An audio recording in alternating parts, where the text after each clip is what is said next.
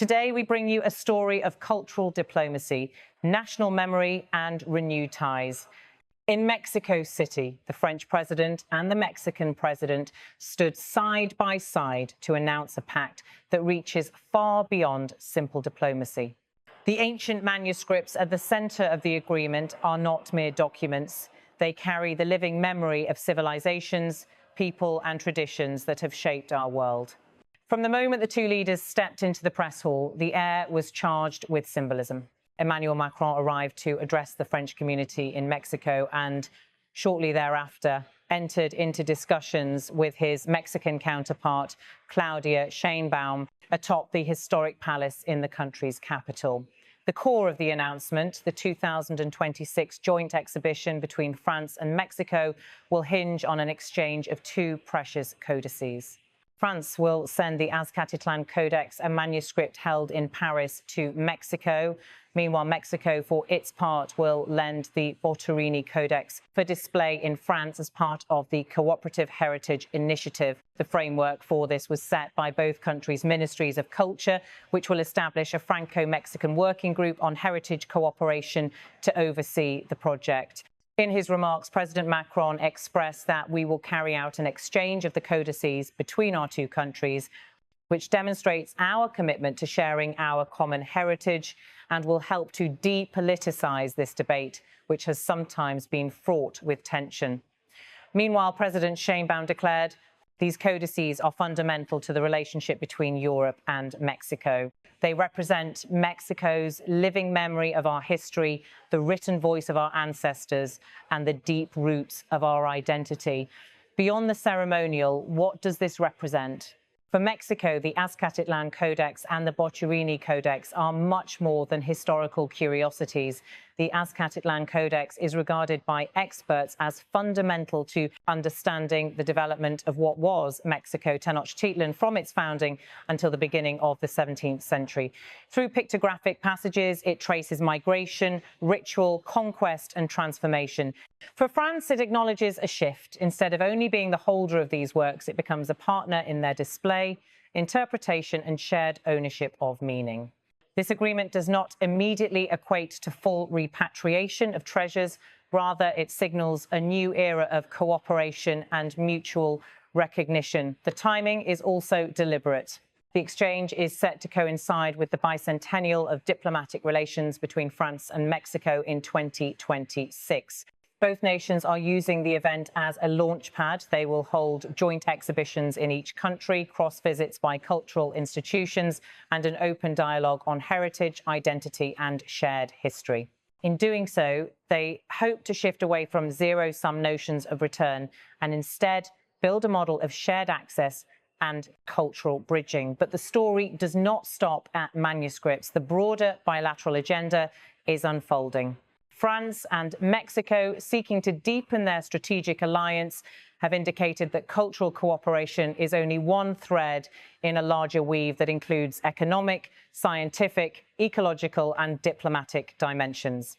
President Macron emphasized France's readiness to engage in sectors such as energy transition, innovation, and job creation in Mexico. President Sheinbaum, meanwhile, pointed to the role of culture as a gateway to greater equality of relation. Through this gesture, we reaffirm to the world that there can be no shared prosperity without recognizing history, she said. Still, the codices themselves carry weighty symbolism. They embody times when indigenous civilizations created manuscripts through glyphs and iconography, documented calendrical systems, migration narratives, encounters with colonizing forces, and spiritual cosmologies. For many Mexicans, they are not simply artifacts, but immediate expressions of identity, memory, and continuity. The fact that one of them will travel, display, be studied, and exhibited in Mexico itself revitalizes links to the past. The fact that Mexico will reciprocate by sending one of its own to France extends the message: culture is not locked in museums, but part of living dialogue. The agreement also responds to long-standing demands by Mexico for the return or at least temporary repatriation of its cultural heritage held abroad. While full restitution remains a complex legal, diplomatic and technical challenge, this exchange signals forward movement. Analysts note it is moving in the right direction. At the same time, France reaffirms its role as a protector of world heritage while also opening itself to new modalities of access and cooperation with former colonies. The shift is subtle but meaningful. Visually, the day was one of high ceremony. President Macron arrived at the French residence in Mexico City, greeted cheering crowds of the French community in Mexico, gave his address, listened to La Marseillaise, and then the next day posed for photographs next to President Sheinbaum at the end of a joint press conference. That handshake and photo op captured a moment of continuity and transition. The relationship between these two countries, once shaped by interventions and unequal power, evolving into a partnership of equals. The manuscripts thus become emblematic of this shift. From the French standpoint, the decision was framed as de-escalating tension around cultural restitution. President Macron spoke of the need to depassionize the debate, emphasizing respect and ambition in the agreement. From the Mexican side, the message was one of recognition and identity. The codices are described as the written voice of our ancestors, not relics locked away, but threads in the fabric of a living nation. What does this tell us about cultural diplomacy in the 21st century? It suggests that heritage is no longer treated solely as national property to be guarded, but as a bridge between peoples, layers of history that can be shared, contextualized, and woven into contemporary cooperation. It hints at an evolving international norm that the past, while contested, can also become a site of convergence, not confrontation. The working group the two countries will set up now carries heavy responsibility.